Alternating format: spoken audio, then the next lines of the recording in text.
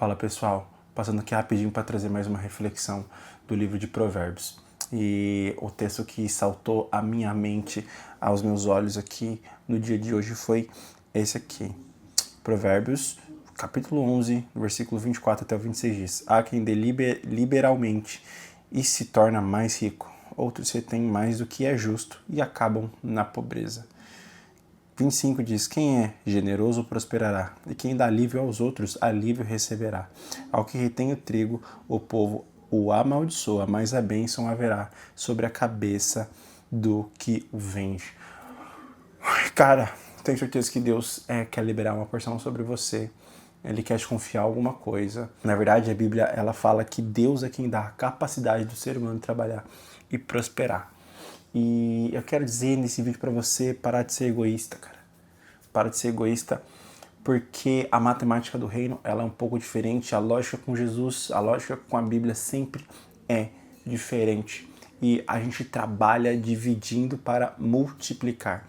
Eu sei que você vive num mundo, assim como eu, num mundo extremamente egoísta, num mundo onde as pessoas não pensam nas outras, num mundo onde é cada um por si. E em parte isso é muito verdade. Mas existe uma matemática do reino que você precisa entender se você quiser ir além na sua vida nesse ano. Então essa porção do livro fala justamente isso.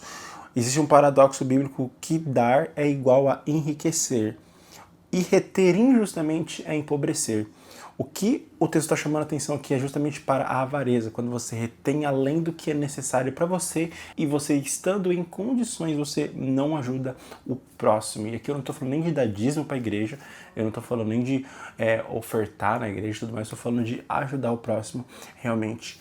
Eu quero que você entenda que Deus é uma fonte inesgotável de sabedoria e de recursos e de inteligência também, onde você pode buscar essa sabedoria que a gente tem tanto falado. Mas não adianta você ter acesso a uma fonte vívida de tantas coisas para quando esse rio chegar para você, ele parar e virar uma represa. Porque a Bíblia nos dá vários exemplos de pessoas que pensaram que estavam no controle de uma situação ou que começaram a amar demais algum tipo de coisa, de feito, de posição.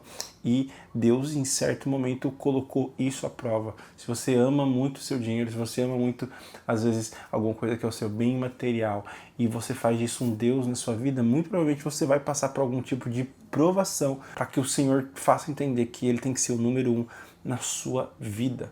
E o princípio que o texto está falando aqui é literalmente esse. E há quem espalhe, há quem distribua e ainda assim permanece rico. E melhor, enriquece mais ainda. E quem retém além do que é justo, isso aí já vira escassez. Deus quer usar o seu dinheiro, Deus quer usar os seus recursos para transbordar na vida das outras pessoas. E no final, o resultado vai ser surpreendente. Eu quero contar uma história para vocês aqui bem rapidinho para fechar essa ideia de uma experiência que eu tive em 2024. Certa vez eu fui para uma escola de adoração lá na Dunamis Farm, foi bem legal. E depois dessa escola, que é no estado de São Paulo, eu ia vir aqui para o Rio de Janeiro, que é onde eu tô agora. E, cara, foi muito louco porque lá eles apresentaram o projeto da Farm, falaram várias coisas sobre a história, sobre como aquilo lá foi fundado. E Deus tocou muito no meu coração para que eu entregasse aquilo que eu tinha em conta. E foi muito desafiador, assim, porque acho que nem a grana da passagem para vir aqui para o Rio eu tinha ainda. Mas eu senti uma convicção de que eu devia abençoar aquele trabalho.